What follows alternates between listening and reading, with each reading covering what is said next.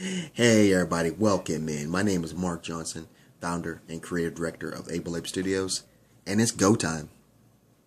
In today's episode, I want to speak about an article I read recently from one of the sites that I usually go to pretty regular. It's called BehindTheHustle.com, and they feature a lot of people and brands in the creative sector, creative industry. From clothing brands, advertising agencies, the creative, and so they kind of just show what it takes to be a creative. They offer motivation, and they offer know-how, how to do stuff. And this is what one of the articles is, and this one is called 7 Things Persuasive People Do. And let's just get started. The first one is they are purposeful. They know the power of persuasion and use it sparingly. Okay? They understand that aggressive pushers are a turnoff. Right?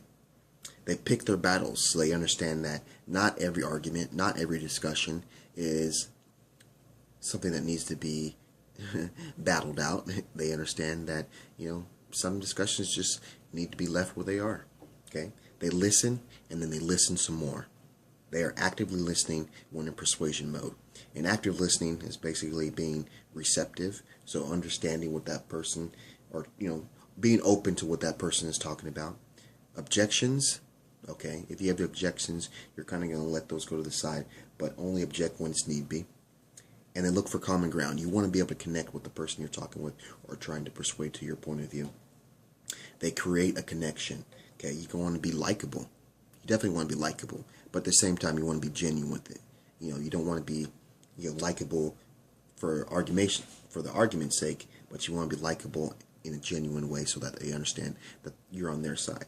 Okay, you want to show empathy.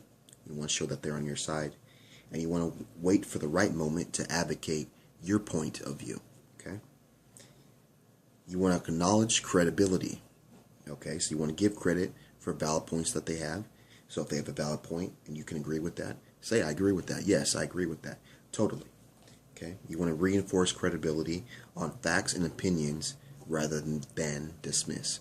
So if they, are talking about something that you can't agree on, you're going to, maybe not necessarily let it slide, but at that point, you're not going to make a statement where you're dismissing it, being flippant with it. There's always going to be a point in the argument where you can maybe come back to that and kind of share your points on that, but you want to reinforce the credibility that you've gained by agreeing with them. And you want to be open to their view, okay? You want to offer them satisfaction, okay, in the sense that, the easiest way, you want to find the easiest way to yes, okay? You want to give them what they want. So, maybe it's not necessarily agreeing with their point of view, and maybe it's not necessarily being, giving them everything, but you want to be able to give them something so that you can, again, gain that likability, show them that you're reinforcing that you're on their side, okay? And then most of all, you want to be able to give ground where you can. It's like what I was kind of saying, give ground where you can, but hold it where it matters. So if you have a point that's a deal breaker for you, you're not about that. Okay, you want to hold your ground on that. But if something that you can kind of either go your way, or if you're on the fence on it, you can kind of, give ground on that. Okay, you want to know when to shut up. Okay, you want to support the argument with questions that help close the conversation. So you want to ask questions that are going to help lead to the end of the conversation, not necessarily blow their mind, but just kind of help the conversation come to a point where, okay, I can agree or I can disagree, that kind of point.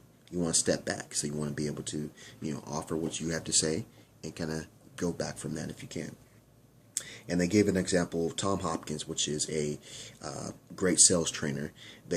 One of the quotes he talks about is like, whenever you ask a question, shut up, and the first person to speak loses. So in that sense, it's like you want to offer the whole time that you're in this argument or you're in this discussion or you're trying to persuade this person to offer stuff that's going to lead the person to either think about and be, not have anything else to say after that, or, let them think about it. If they say something, you understand that they're losing, okay?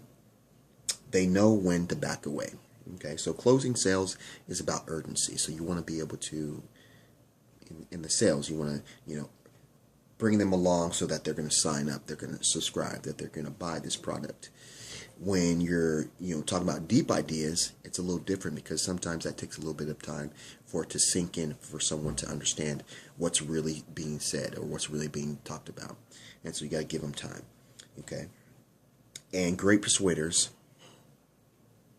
bring people along in their own time. And so in that case, because you built up, because we went through this whole process, you understand what this person's about, you're likable, you've been genuine, you kind of know their point of view. You might be able to understand how, if this person can grasp the ideas you're putting down, or if it might take them a little bit longer. And so in that case, maybe some people might take a little longer to kind of understand your point of view. And in other cases, they might just be, oh, I got that, right there, right that same point. And so you want to make your case and walk away. So you don't want to be stuck there trying to persuade this person your point of view. You want to make your case. You've listened, saying you understand where they're coming from, and you want to make your point and be able to say, okay, I'm done. Not carry it on forever. So yeah, that's the 7 things persuasive people do. I found it at behindthehustle.com, and I'll put all this information, I'll put my notes and the links to these places in the description box below. But yeah, I would appreciate if you have any comments. Please leave a comment. What do you think about these 7 things? What do you think that wasn't on here, that should be on here, that maybe you've learned, and it would be a great addition to this as well. Definitely comment, and definitely subscribe if you like what I'm doing. It's go time, so this is a new show. This is episode number 4, so I'm gonna keep it going. Switch it up here and there. I definitely want to show artwork, so show what I do. But this one was just kind of on my mind. I think I really enjoyed sharing this with you. I hope it's something that you can use in your daily life. And like we always do at this time, have a blessed day. See you on the flip side. Let's go.